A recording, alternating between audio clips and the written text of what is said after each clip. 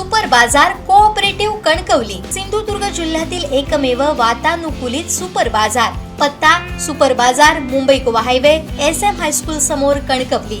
आपल्या अतूट विश्वासामुळेच आम्ही 25व्या वर्षात पदार्पण करतोय।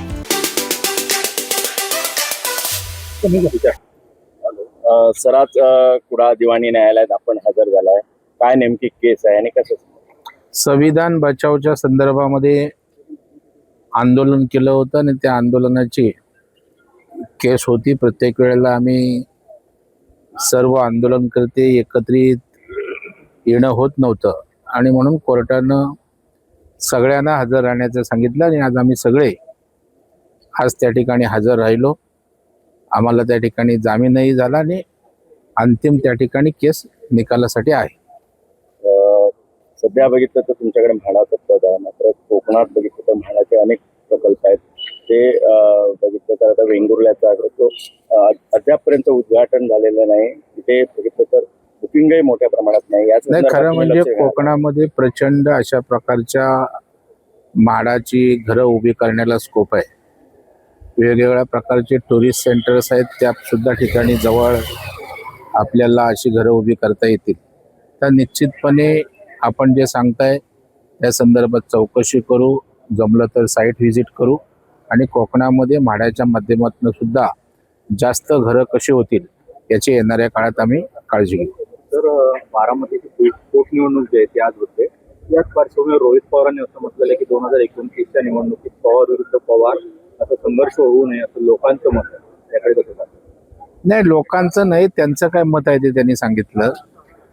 रोहित पवार बोलतात हे काही लोकांचे प्रतिनिधी किंवा लोकांचं मत म्हणजे रोहित पवारचं मत असं होत नाहीये, परंतु हा शेवटी त्यांचा पवार कुटुंबियांचा प्रश्न आहे। त्यांनी काय करायचं हा त्यांचा कौटुंबिक प्रश्न त्या ठिकाणी आहे, परंतु त्यांना जे करायचं आहे ते लोकांवर ढकलू नये। साहेब, तुम्ही कोकणचे सुपुत्र आहात। मुंबई गोवा महामार्गाचं काम जवळपास संपलेलं आहे, सिंधुदुर्गात झालेलं आहे, रायगडमध्ये चालू आहे। टोल माफीसाठी प्रयत्न होतोय विरोधकांकडून। ओसरगावचा टोल नाका आहे, तो टोल माफी द्यावी सिंधुदुर्गवासियांसाठी किंवा कोकण का पाहता? नाही, टप्प्याटप्प्यानं महाराष्ट्रामध्ये टोलमाफी होतेच।